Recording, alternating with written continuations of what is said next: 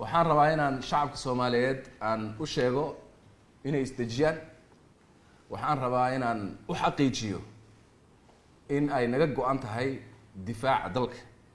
taaka kamid ah barigeena iyo badeena iyo cirkeena laguna soo xadgudbi karo waji kasta oo sharci ah ayaana ku difaacayna waxaanan hubaa anagoo kaashanayna shacabkeena meel kasto ay joogaan hadday joogaan waqooyi iyo hadday joogaan koonfur iyo haddii ay inta u dhaxayso joogaanba waxaan awoodnaa horeyna u soo awoodnay haddana awoodnaa inaan difaacno dalkeena wax laga cabsada ma yaallo waxaan se rabnaa markaan in la midoobo wax kasta oo Soomaalida dhexdeeda ah in laga tago siyaasad kasta oo inaga dhexdeena iyo waxa inoo dhaxeeyaan meel iska dhigno inaan difaacno dalkeena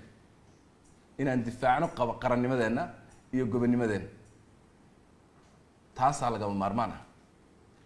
dadka ku mashquulsan xilligan oo kale waxyaabaha Soomaalida dhexdeeda oo aan micnaha badan lahayn waxaan leenahay xilligan waa markii la midoobi lahaa waa markii halka meel la istaagi lahaa waa markii hal dhinac loo jeesan lahaa waa markii dalka la difaaci lahaa dhammaanteen aanu istaagno in aan difaacno dalkeena xukuumaduna waxa ka go'an inay arintaas ku hogaamiso ummadda Soomaaliyeed meel kasta joogaan aad baad u mahadsantihiin